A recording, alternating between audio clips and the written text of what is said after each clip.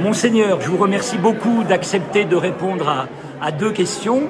Ma première question, c'est quelles sont aujourd'hui vos joies et vos espoirs comme pasteur, comme évêque, comme cardinal, à la fois pour l'Église et pour le monde? Quels sont vos joies et vos espoirs pour l'Église et le monde? Les joies sont, c'est clair, c'est la rencontre avec les gens.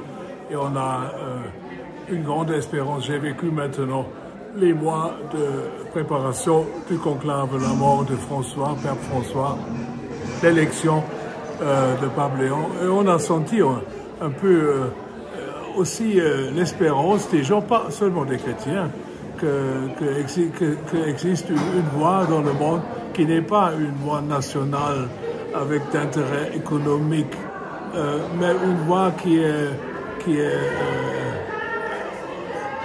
voit tous les hommes, toute la famille de l'humanité, et c'est le pape. Hein? Alors ça m'a donné espoir. Et si on a aussi des angoisses, c'est la situation du monde, pas l'Église. C'est pas bon si l'Église pense seulement de soi-même, l'avenir de soi-même, mais de l'humanité, avec les guerres, avec tout ça. Je suis préoccupé quand j'étais jamais dans ma vie. Et notamment l'Ukraine et Gaza, est-ce que c'est quelque chose que vous portez dans votre aussi prière? Plus, ça sont les guerres, non? Mais aussi la situation globale, aussi la communauté européenne, les pays européens n'ont pas redécouvert leur grand esprit de l'unité européenne. Aussi, on a des tendances nationales, égoïstes, aussi dans les États-Unis, que Poutine est un dictateur, ça c'est clair, c'est pas étonnant. Mais nous avons des valeurs ensemble, et les États-Unis, on a des voix du président. Je suis un peu choqué.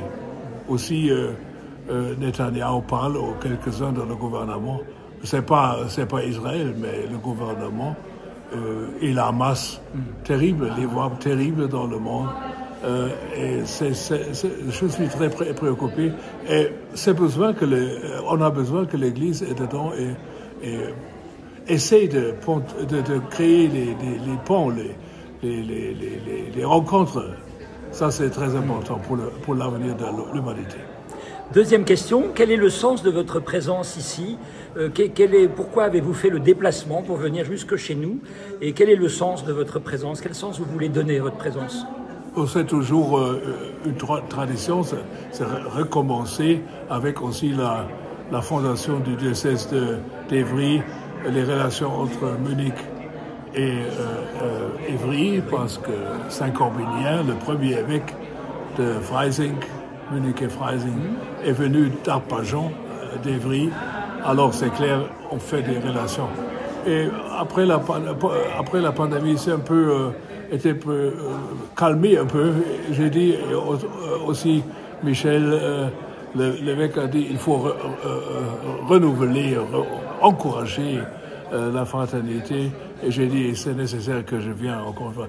L'évêque, avec une grande délégation, était chez nous pour le jubilé de Saint-Corbinien, 300 ans que Saint-Corbinien est arrivé à Freising l'année dernière. C'était un grand jubilé.